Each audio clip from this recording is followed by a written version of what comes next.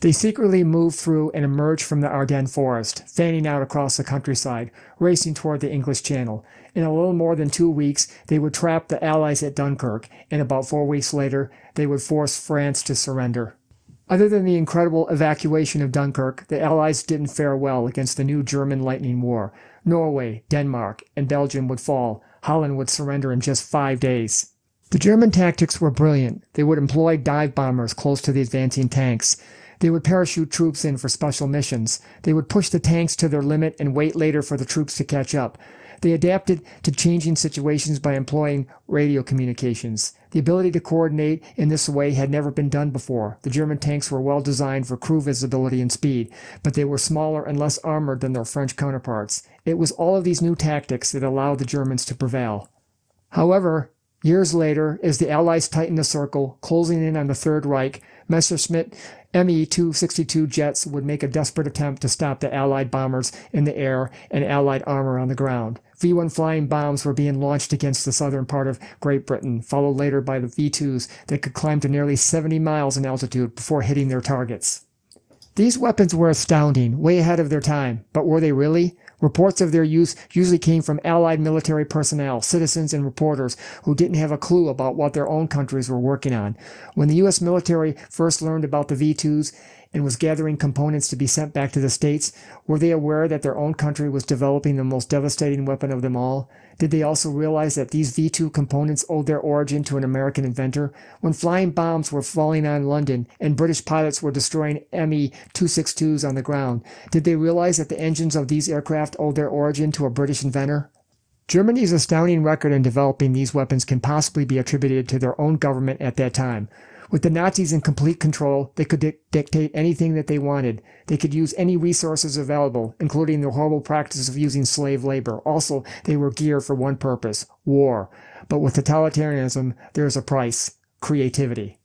Democracies are the opposite, where an individual can go anywhere, alone and in secret, to tinker and experiment, to create, without the government tracking their moves and looking over their shoulder. It is not to say that the Germans completely lacked creativity. Their own industry was given some leeway from the total Nazi control that allowed individuals to be creative. The V-1 flying bomb is an example that decades later would become the modern cruise missile in the U.S. arsenal.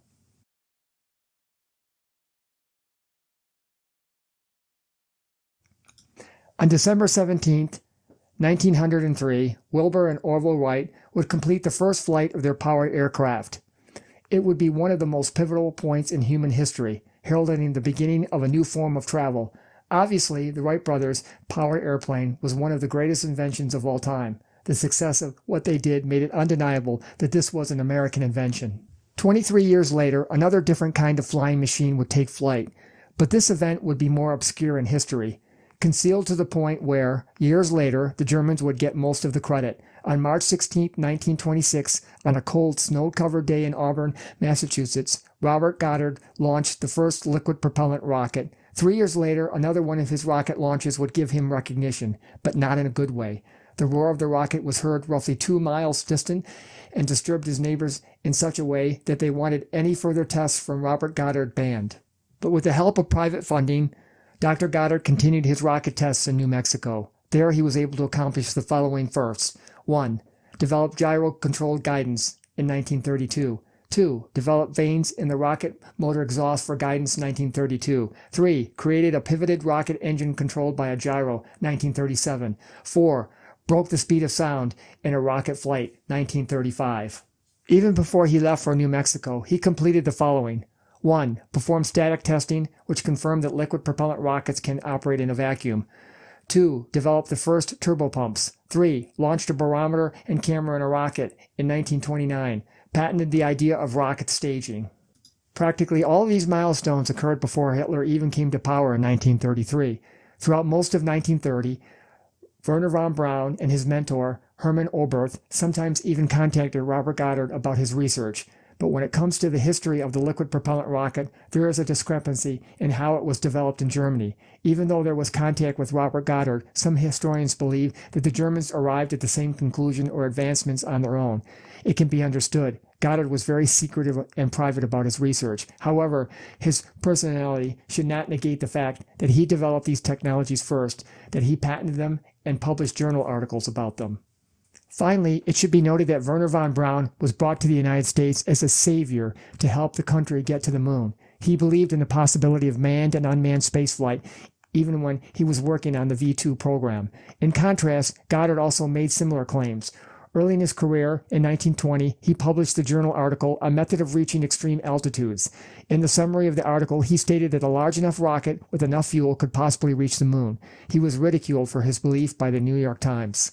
They stated that he lacked an understanding of basic physics. So here, one scientist was praised for his foresight, with the whole nation following his dreams, while the true pioneer was rejected. This ridicule by a prominent paper was one of the main reasons why Robert Goddard became secretive about his work. Years later, the day after the launch of Apollo 11, the New York Times apologized to Robert Goddard 24 years after his death.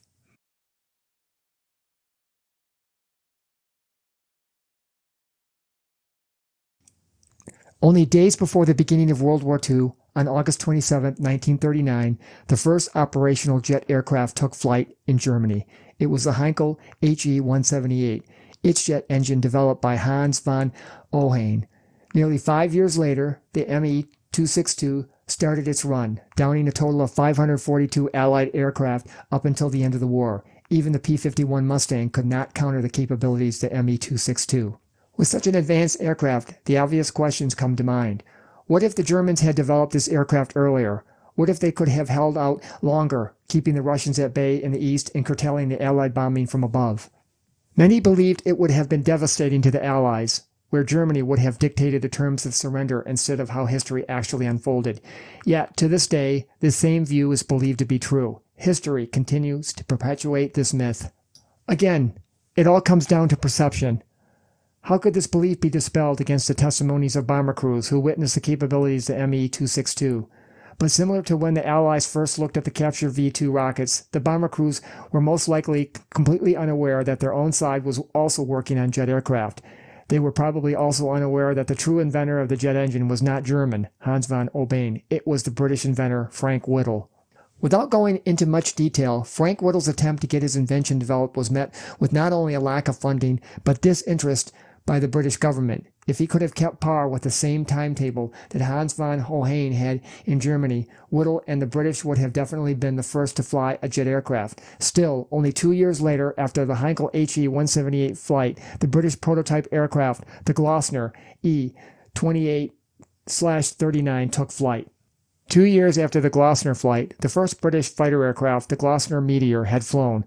Only a year later, in 1944, the Meteor became operational. Even though the British wouldn't allow the Meteor to fly over mainland Europe, it still was the first jet aircraft to shoot down another jet aircraft. It accomplished this with 14 V-1 flying bomb kills. The ME-262 was a faster aircraft than the Meteor, but it had its flaws that overcame this advantage. The operational life of the engine was only 20 hours. To prevent overheating of the engines and cracking of the compressor blades, the pilots were urged to avoid rapid acceleration and deacceleration during takeoff and landing. This made the ME-262 vulnerable, and this is when most of the German jets were shot down by the Allies.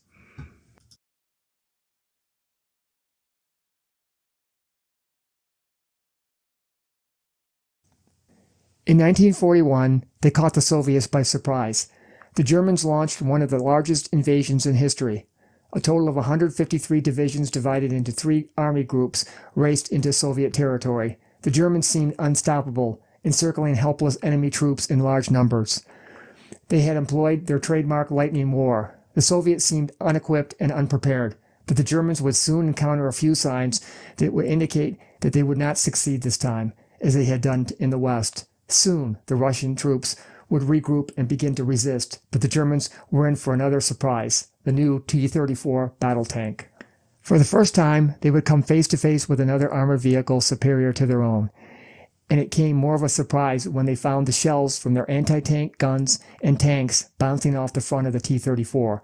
The Soviet tank had an exceptional mix of speed, firepower, and protection, especially its front-sloped armor that directed the incoming shells toward the sky in front of the stunned Germans.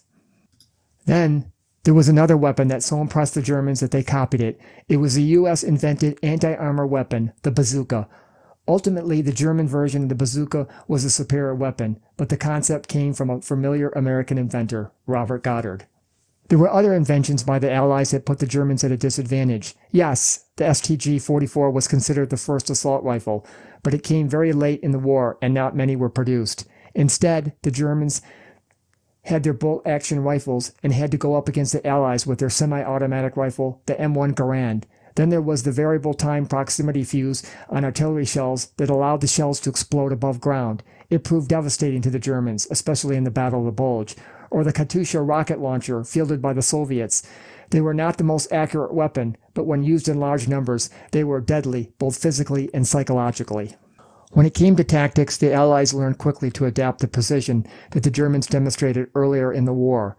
Integrating radar into their well-coordinated air defense, the British were able to defeat the Germans in the Battle of Britain. Finally, the race for the atomic bomb had an interesting twist that gave us the edge in development. When it came to a sustained nuclear reaction in a reactor, both sides knew that the first step involved creating a reactor using graphite. However, initial attempts failed. In the United States, physicist Leo Szilard and nuclear engineer Robert McPherson figured out that the graphite was being manufactured with boron impurities, a known neutron inhibitor. Once the graphite was produced without the boron, the first sustained nuclear reaction occurred at the University of Chicago in December of 1942. The Germans never made this leap, so they desperately tried to construct a reactor using heavy water. The thought that comes to mind is the freedom that we enjoyed compared to fascism in Germany. Did this allow us the creativity to make this leap?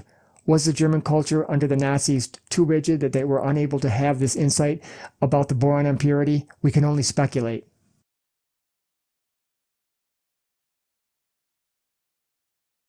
The Germans had some impressive weapons, but getting them on the battlefield earlier in the war would not have helped them win the war. It could have only prolonged it.